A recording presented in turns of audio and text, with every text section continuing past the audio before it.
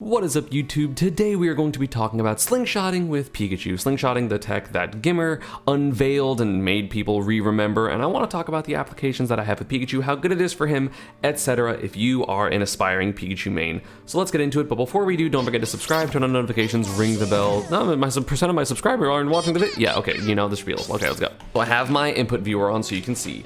Slingshotting. Woo! If you haven't seen slingshotting, go watch the Gimmer video. I'll put it in a card up above so you know what I'm talking about. I'm pretty sure if you watch my channel though, you know what it is, right? So slingshotting has been seen to have a lot of uses for a bunch of other characters. You've seen Sheiks use it, and Crom Roy players use it, and Zero Suits, and Soras, and all these characters. So how useful is it for Pikachu? Pikachu was in the video that Gimmer showed with doing things like down tilt, slingshot, forward air, and stuff like that, and also slingshot up airs. So, in my opinion, how useful is it? That's a good question. I find that slingshot is relatively useful for Pikachu. It's not as useful as it is for a bunch of other characters, but of course, he is fast, he is mobile, he can do this to kind of just be annoying if you are a more mobility-centric Pikachu, like someone like Shiny Mark, you know what I'm saying? However, I like a bunch of hard reads and hard guesses, so I'm just gonna still kind of try to be in people's faces. So for me personally, it's a little bit less useful, although it is still good and maybe I should focus on it so that way I can actually not just be an aggressive only player. That would be cool. The biggest use that I've seen for it thus far is if you weren't already doing reverse T-Jolts as like dash away reverse T-Jolts, you can do slingshot T-Jolts. And it's actually kind of the same thing.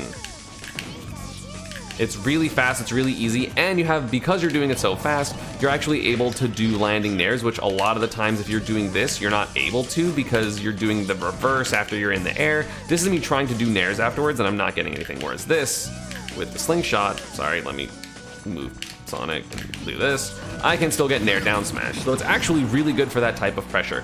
It is sometimes worse when it comes to the frame data of like chasing up on someone, because you're higher in the air when you do the T-Jolt, which means you're going to be a little bit more behind your T-Jolt, which is a bad thing. You want to be a little bit closer to it.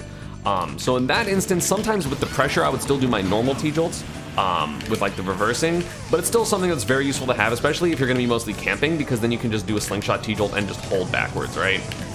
It's very, very good for that. That is honestly the biggest use by far, in my opinion, for Pika.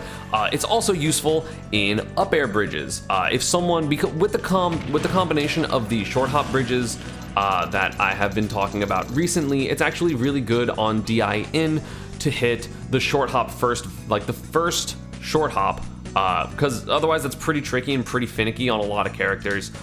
So let me just do DI in so y'all can see what I mean. So normally you would have to do this like weird awkward RAR thing, which it's hard to get like back your full momentum, and it's just really not easy. It is possible, it's just not easy. Whereas I feel like with Slingshot, it's a little bit like instantly I automatically got the first one. And then it's a little hard to do the rest of it, but that's because Sonic in general is hard to up air bridge. I picked a random character. He was not a good character to pick, if I'm being completely honest with y'all. So basically, it just works better. It's just a little bit easier to do because it's a little bit easier to get your full momentum back since you're already holding full back.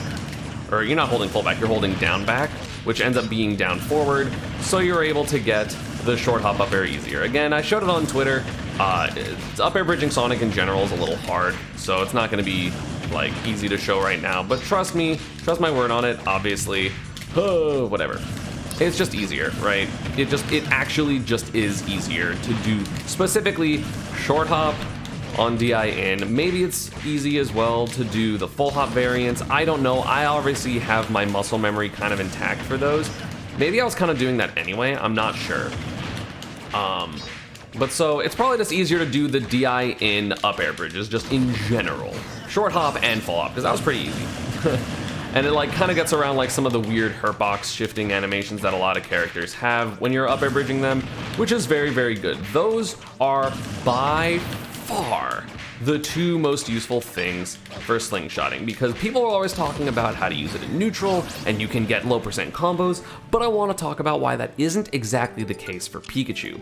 So for Pikachu in general, you want to do your aerials immediately, right? You want to do rising forward air fast falls because that's how you do it the safest. You can delay it a little bit, but like generally you can just do immediate forward airs. You can auto cancel if you do it a little later. You just have to like not fast fall them as much. But also, you want to do rising back airs, right? Let me get out of this for now. You want to do rising back airs. And the thing is, you have to do rising back airs if you want to use Pikachu's back air effectively, especially on hit, because look at this. So I'm going to do 1, 2, 3 of jump. I'm going to wait 2 frames in the air and then back air. And you don't get your auto cancel. You have to do it either frame perfect or 1 frame off. So that was 1 frame of being in the air before I started my back air, and you auto cancel, or it has to be frame perfect. So there's basically no reason for you to ever want to slingshot back air,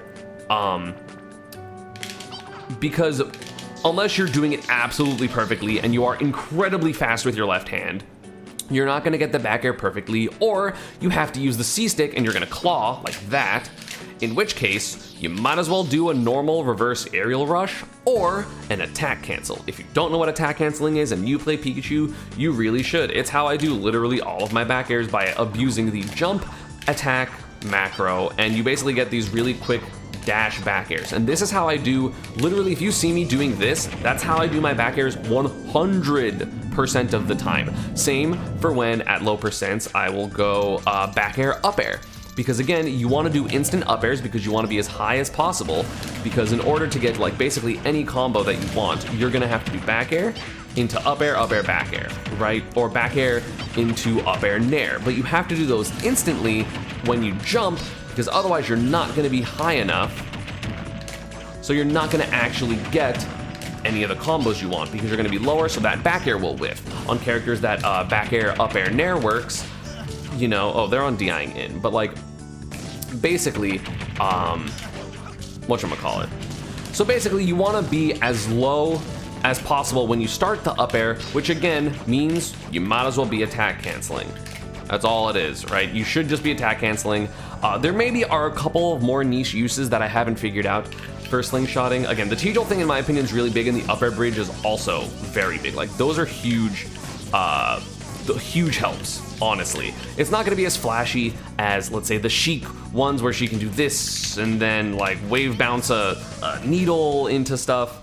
Like, it can be good for whiff punishing, like you do a down tilt and then you do this, and then if someone like does an aerial, you can like quick attack whiff punish them, which is really good if you're expecting like a swordy fair out of shield. Because Pikachu has quick attack, this is actually very good. You don't exactly have to do the ones where you come back into the opponent to get the like nair down smashes and stuff, because you have the ability to go down tilt quick attack, which in my opinion is pretty good.